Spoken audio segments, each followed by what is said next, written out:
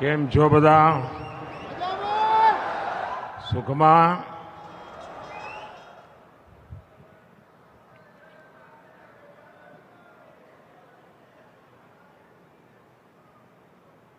गुजरात के मुख्यमंत्री श्रीमान भूपेंद्र भाई पटेल, मंत्रिमंडल में मेरे सहयोगी श्री ज्योतिरादित्य सिंधिया जी, पूर्व मुख्यमंत्री भाई विजय रूपाणी जी, सीआर पाटिल जी,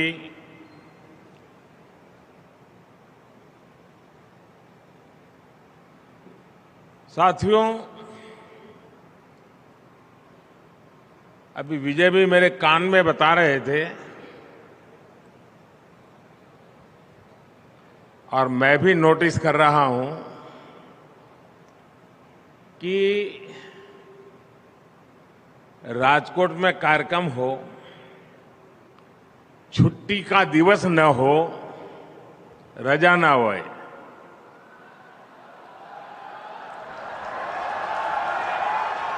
અને બપોરનો સમય હોય, રાજકોટમાં કોઈ આ સમયે સભા કરવાનું ન વિચારે, ત્યાં આટલી વિશાળ જનમેદની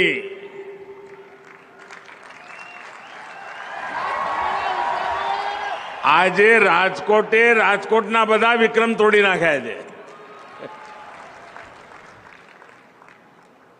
नहीं तो वर्षों से मैं જોઈએ કે સાંજે 8 વાગ્યા પછી ઠીક રહેશે ભાઈ, અને રાજકોટને તો બપોરે સુવા ટાઈમ જોઈએ પાછો. आज राजकोट के साथ साथ पूरे सौराष्ट्र और गुजरात के लिए बड़ा दिन है. लेकिन प्रारंभ में मैं उन परिवारों के प्रति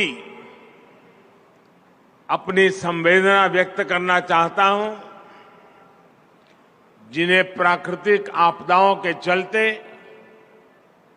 काफी नुकसान उठाना पड़ा है.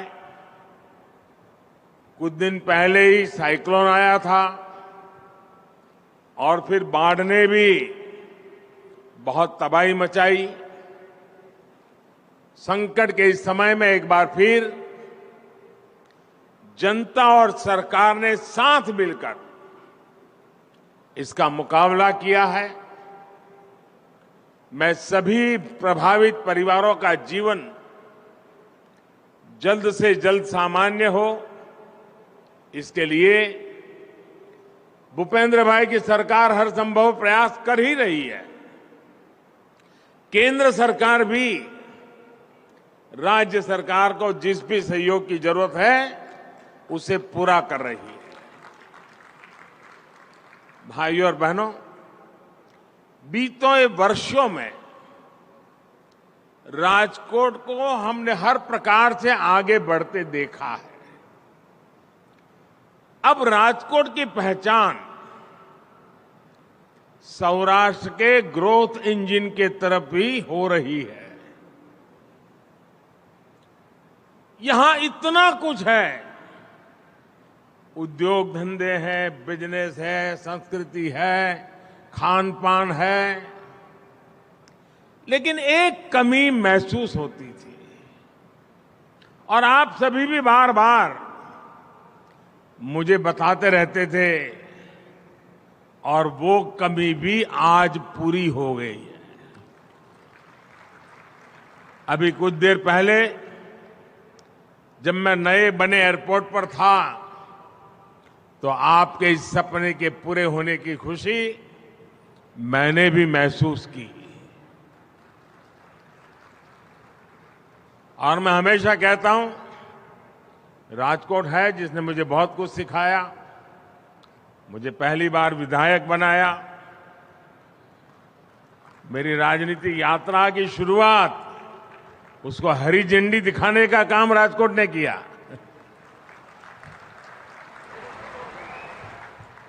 और इसलिए राजकोट का मुझ पर कर्ज हमेशा बना रहता है और मेरी भी कोशिश है कि उस कर्ज को कम करता चलूं। आज राजकोट को नया और बड़ा इंटरनेशनल एयरपोर्ट मिल चुका है। अब राजकोट से देश के साथ साथ दुनिया के अनेक शहरों के लिए भी सीधी फ्लाइट संभव हो पाएगी।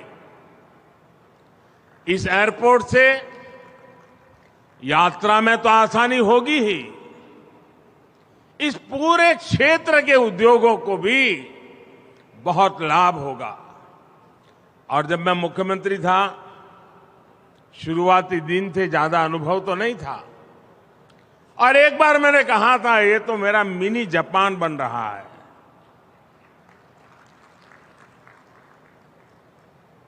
तब बहुत लोगों ने मजाक उड़ाई थी मेरी, लेकिन आज वो शब्द आपने सच कर करके दिखा दिए हैं।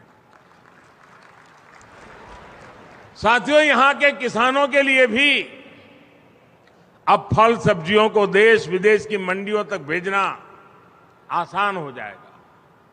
यानी राजकोट को सिर्फ एक एयरपोर्ट नहीं, बल्कि इस पूरे क्षेत्र के विकास को नई ऊर्जा देने वाला, नई उड़ान देने वाला एक पावर हाउस मिला है।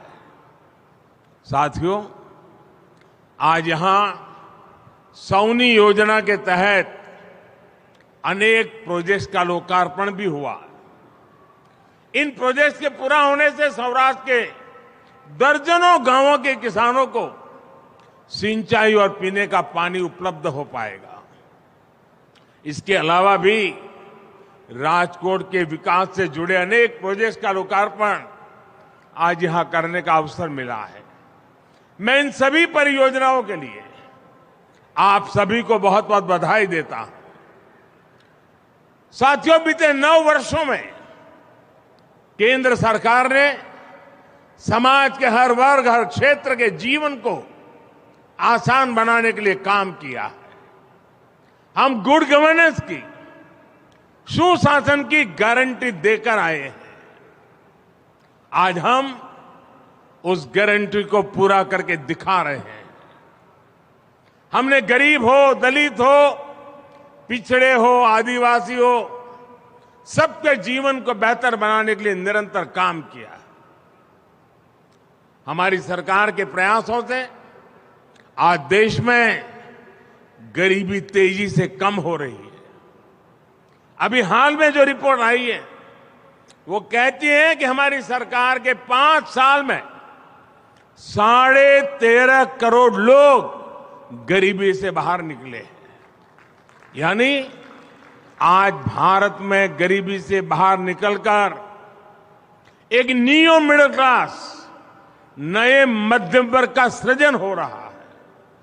इसलिए हमारी सरकार की प्राथमिकताओं में मिडिल क्लास भी है, नियो मिडिल क्लास भी है, एक प्रकार से पूरा मध्यम वर्ग है।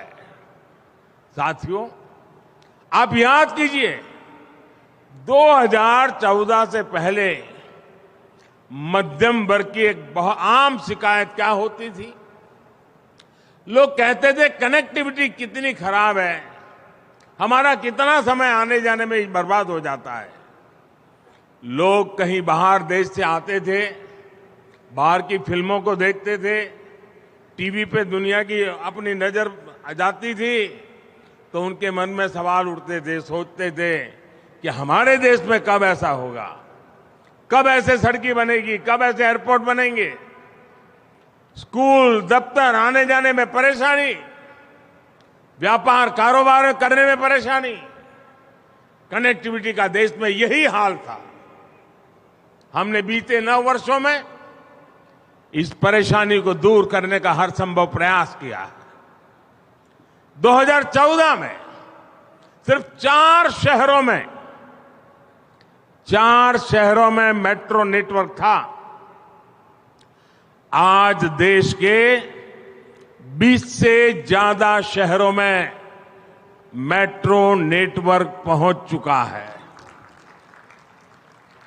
आज देश के 25 अलग अलग रूट्स पर वंदे भारत जैसी आधुनिक ट्रेनें चल रही है। 2014 में देश में 70 के आसपास एयरपोर्ट हुआ करते थे। अब इनकी संख्या भी बढ़कर के डबल से भी ज्यादा पहुंच चुकी है। हवाई सेवा के विस्तार ने भारत के एयरलाइन सेक्टर को दुनिया में नई ऊंचाई दी है। आज भारत की कंपनियां लाखों करोड़ रुपए के नए विमान खरीद रही है। कहीं पर एक साइकिल नहीं आ जाए, एक गाड़ी नहीं आ जाए, स्कूटर नया आ जाए तो चर्चा होती है। आज हिंदुस्तान में 1000 नए विमानों का ऑर्डर बुक है और संभावना है आने वाले दिनों में 2000 विमान के ऑर्डर की।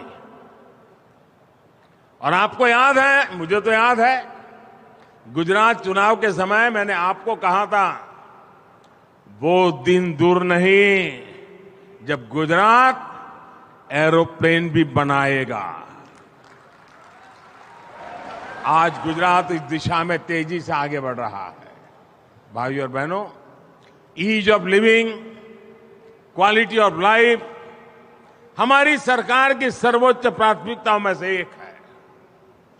पहले देश के लोगों का किस किस तरह की परेशानी से गुजरना होता था, ये भी हम भूल नहीं सकते।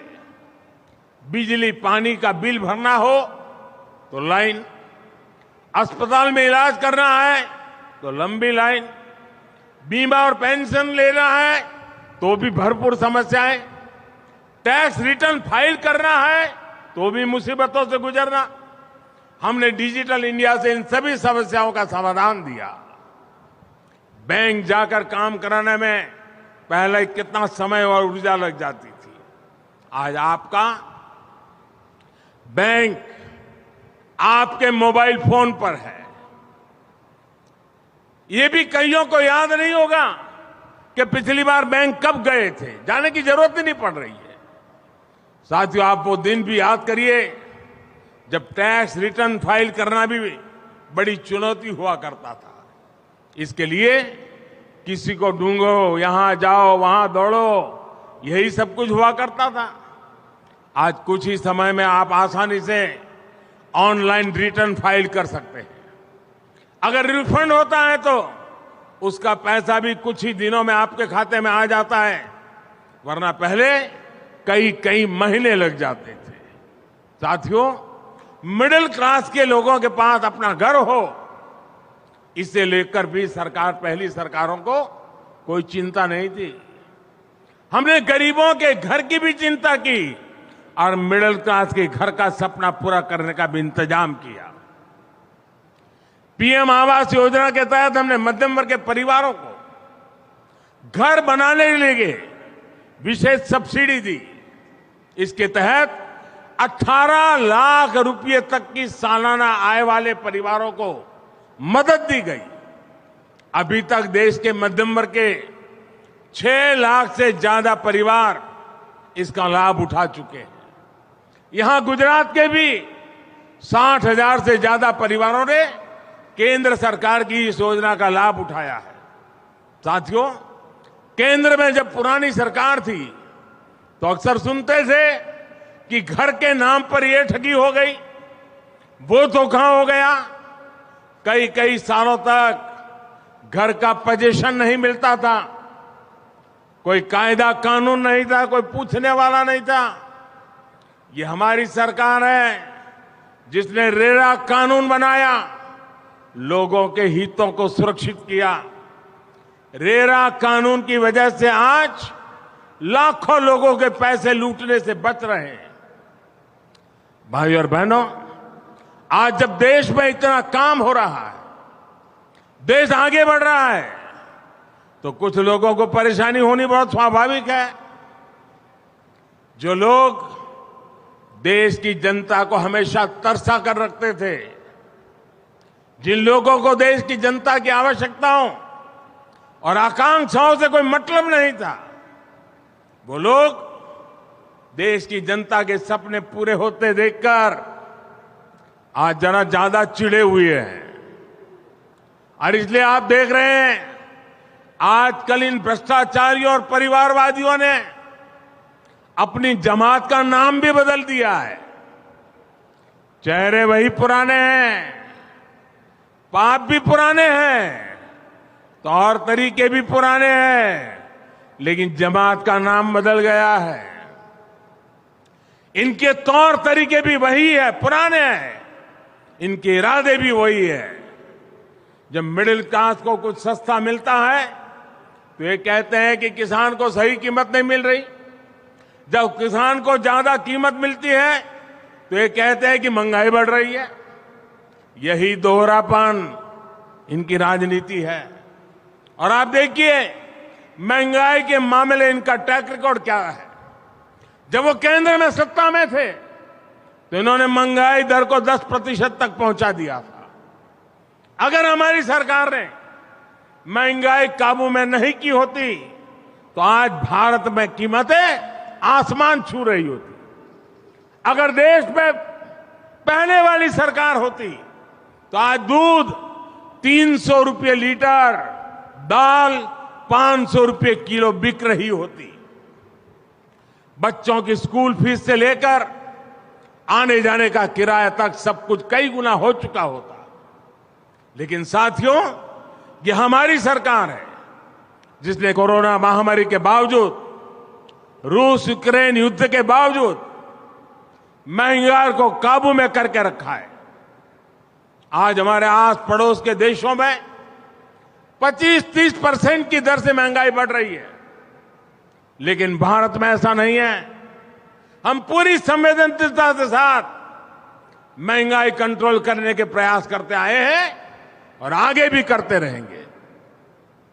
भाई और बहनों, गरीब का खर्च बचाने, मध्यम वर्ग का खर्च बचाने के साथ ही हमारी सरकार ने यह भी कोशिश की है कि मिडिल क्लास की जेब में ज्यादा से ज्यादा बचत हो।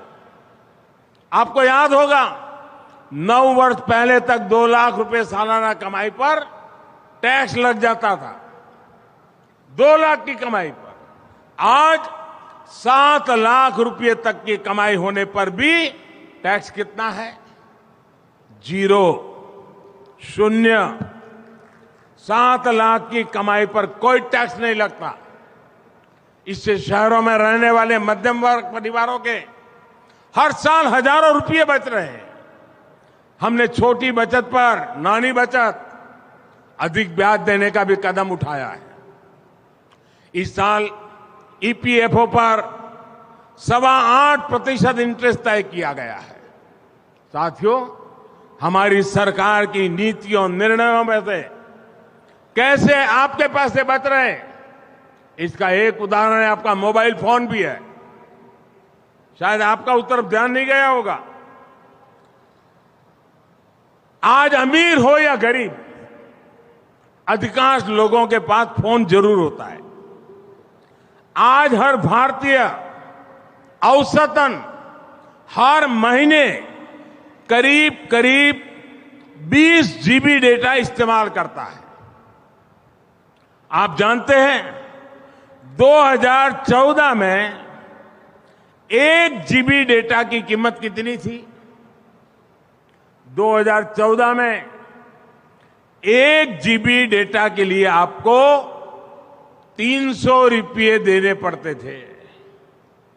अगर वही पुरानी सरकार आज होती तो आपको मोबाइल का ही बिल हर महीने कम से कम 6,000 रुपये देना पड़ता। जबकि आज 20 जीबी डेटा के लिए 300-400 रुपये का ही बिल आता है। यानी आज लोगों के हर महीने मोबाइल बिल में करीब करीब 5,000 रुपये हर महीना बच रहे हैं। साथियों, जिन परिवारों में सीनियर सिटीजन हो, वृद्ध माता पिता हो, दादा दादी हो और कोई न कोई बीमारी हो, तो परिवार में रेगुलर दवाएं लेनी पड़ती है। उन्हें भी हमारी सरकार योजनाओं से बहुत बचत करवा रही है। पहले इन लोगों को मार्केट में अधिक कीमत पर दवा खरीदनी पड़ती थी। उन्हें इस चिंता से उबारने के लिए हमने जन औषधि केंद्र पर सस्ती दवाई देने का शुरू किया। इन स्टोर की वजह से गरीब और मध्यम वर्ग के करीब 20,000 करोड़ रुपए की बचत हुई है। गरीब के लिए संवेदनशील सरकार, मध्यम वर्ग के लिए संवेदनशील सरकार एक के बाद वो कदम उठाती है ताकि सामान्य नागरिक के जेब पर बोझ न बढ़े। भाई और बहनों, यहां गुजरात के विकास के लिए, सौराष्ट्र के विकास के लिए भी हमारी सरकार पूरी संवेदनशीलता से काम कर रही है। गुजरात से बेहतर, सौराष्ट्र से बेहतर ये कौन जानता है कि पानी की कमी का मतलब क्या होता है। सौनी योजना से पहले क्या स्थिति थी और सौनी योजना के बाद क्या बदलाव आया है, यह हमें सौराष्ट्र में दिखता है। सौराष्ट्र में दर्जनों बांध, हजारों चेक डैम्स आज पानी के स्रोत बन चुके हैं। हर घर जल योजना के तहत गुजरात के करोड़ों परिवारों, उनको आज नल से जल मिलने लगा है। साथियों, यही सुशासन का मॉडल है जो देश में बीते 9 वर्षों में एक के बाद एक कदम उठा करके जन सामान्य की सेवा करके उसकी आवश्यकताओं को पूरी करके हमने इस मॉडल को सिद्ध किया है। ऐसा सुशासन जिसमें समाज के हर वर्ग, हर परिवार की जरूरतों, उसकी आकांक्षाओं को ध्यान में रखा जा रहा है। यही विकसित भारत के निर्माण का हमारा रास्ता है। इसी रास्ते पर चलते हुए हमें अमृत काल के संकल्पों को सिद्ध करना है। राजकोट से इतनी बड़ी संख्या में आपका आना, आप सभी को नया एयरपोर्ट मिलना, वो भी अंतर्राष्ट्रीय एयरपोर्ट मिलना, और दूसरे भी अनेक प्रोजेक्ट्स का नजराना मेरे सौराष्ट्र के लोगों को, मेरे गुजरात के राजकोट के लोगों को मिले। मैं इन सभी के लिए आपको बहुत बहुत बधाई देता हूं, बहुत बहुत शुभकामनाएं देता हूं।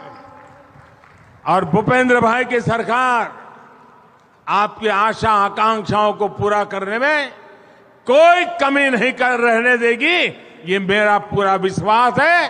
फिर एक बार ये स्वागत सम्मान के लिए, इस प्यार के लिए मैं आपका हृदय से आभार व्यक्त करता हूं। बहुत बहुत धन्यवाद।